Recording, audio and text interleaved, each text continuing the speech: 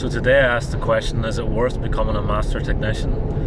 The reason I'm talking about this today is I was away last week on master technician training with Vauxhall. So basically I have 1 week left of my master technician course.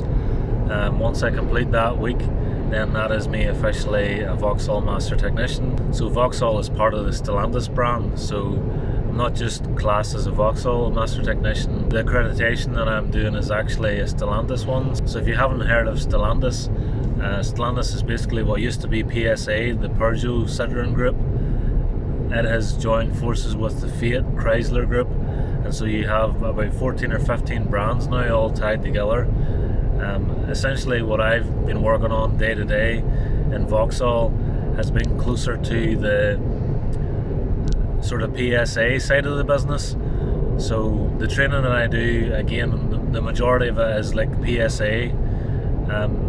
So there's some Fiat stuff coming through, but the majority of stuff that I would be doing is the PSA, Peugeot, Citroën, DS, Vauxhall, and then the Fiat stuff that would be doing is more newer Fiat, where it's really using diag box and the Peugeot systems anyways. Although I'm going over as a Vauxhall technician, I'm actually in a classroom with people who are working for Peugeot and Citroën and DS.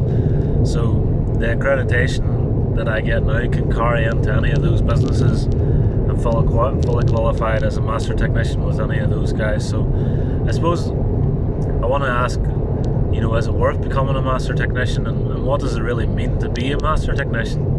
And is there such a thing as a master technician? Because I will be on paper hopefully in a couple of months' time, whenever that last week is released of that course, I will be classed as a Vauxhall Stellantis master technician. But what does it really mean to be a master technician? Does it mean that I know everything about every Vauxhall or Peugeot that was ever made? No, definitely not.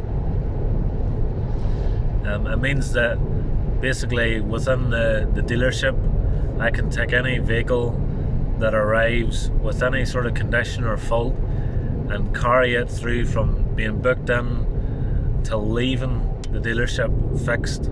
So essentially any car that comes in broken, I can take that car through the process and have it going out the door fixed. When you're in the dealership, you don't have the luxury of saying, oh, if I can't fix this, we'll just send it to the dealer. You are the last port of call.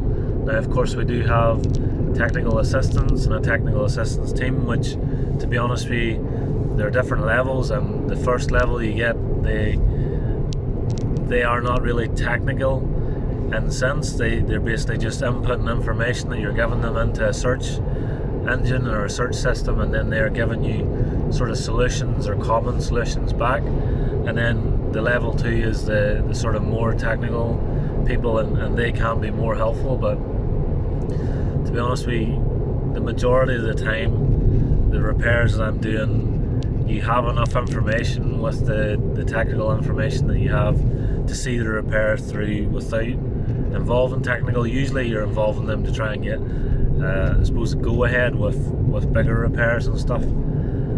So what does it mean to be a master technician? Well, for me, my master technician is within the Vauxhall brand. So as I say, anything that is a Vauxhall or anything that's Peugeot Citroën based, I should be able to take that from it needing to be fixed, from it being broken down, through to being repaired out the door. Does that mean that I can do that in other brands? Not necessarily. Does it mean I can't do that with other brands outside of the Stellantis group? Not necessarily. Cars are cars. They do share a lot of different systems. In fact, there's a lot of PSA Stellantis engines in various different vehicles that you probably wouldn't realise they were in. So there is a lot of stuff that crosses over, and if I was to move to a brand outside of Stellantis, I definitely could still fix the cars. I could still work my way through to become a master technician in those brands, but it would take time and it would take learning their systems. The biggest difference now with vehicles is the different systems, the way they set stuff up, their technical information, their scan tools, stuff like that. So I think it's the days of someone becoming a master technician on all brands are completely long gone. It's impossible. It's impossible to know everything about everything for everything. You know, there is just so much. So you have guys who just specialize in different things. So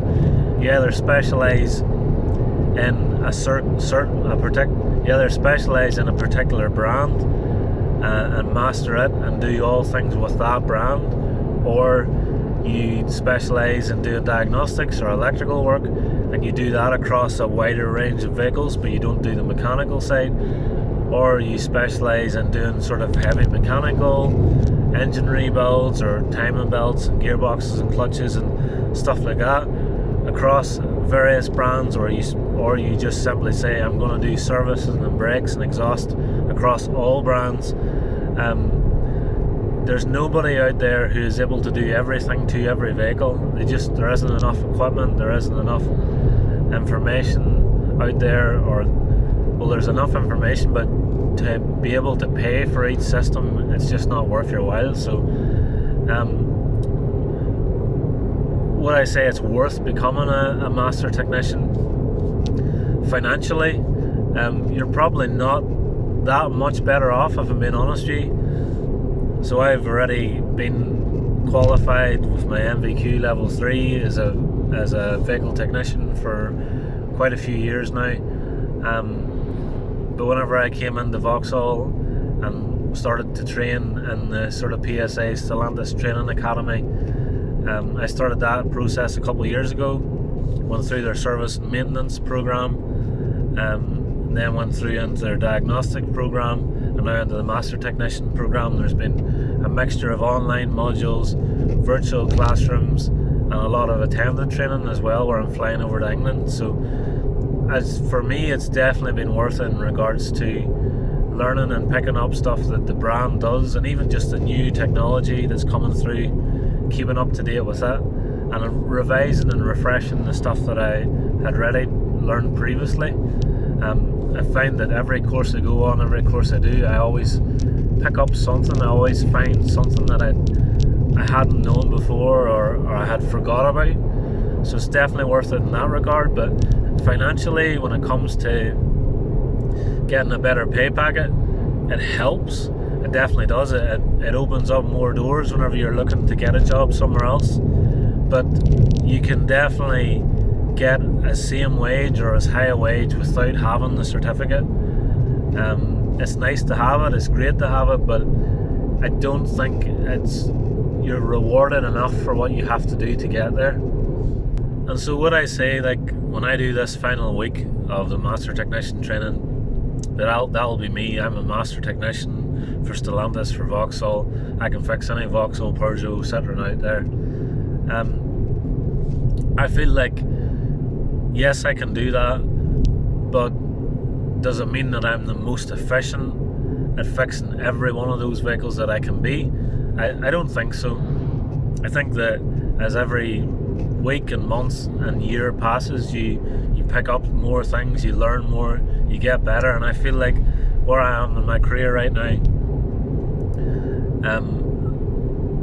if I could carry on doing this role that I've been doing, to be honest, I've been doing a master technician style role for a few years now. I feel like another few years I'll really be at a place where I really feel like I am actually the master of all of those jobs. But when I say that, I know that as more technology evolves, you know, there's just constantly new things to learn anyway. There's constantly new processes to have to follow. So you're never really truly mastered everything. You never really truly mastered that you can do all the jobs. You can fix all the different cars, but you don't know everything, and you never will know everything. And that, I suppose, is not the point. It's not the point of knowing everything. It's being able to fix the car. You know, I think everybody who is in this trade and fixes cars and wants to better themselves should be aiming to do some sort of master technician course at some stage. It's something to work towards. Again, I don't believe that we're rewarded rightfully for that. The average master technician wage is anything from 30 to 40,000 pounds a year, flat rate, and then whatever bonus you may or may not be able to hit within that. I truly believe that if you are at that place where you can become a master technician and proven over time in that role, you should be on at least 50,000 flat rate, at least, probably closer to 60,000, for the type of stuff that you have to do, the continual development and learning. It's definitely not a high enough reward for what we actually do. Yeah, that's just a simple, I suppose, just my thoughts on being a master technician, what it means within the brand that I'm in. And you know, I accept that I've made a choice for myself. I want to be able to do basically anything and everything within that PSA, Stellantis, Vauxhall group. I want to be able to work on any of those vehicles, and I want to have the equipment to do that, and the understanding of those systems, and really go into the nitty gritty of it all. And that means I've sacrificed, you know, the opportunity to work on other brands, but it means that within this brand I'm specialised in this, and I feel like that's where you have to specialise in something, whether it be electrical diagnostics across a wider range, whether it be mechanical across a wider range. You know, I feel like you cannot be everything to everyone in all of these brands, you know. Thanks very much for watching. See you next time.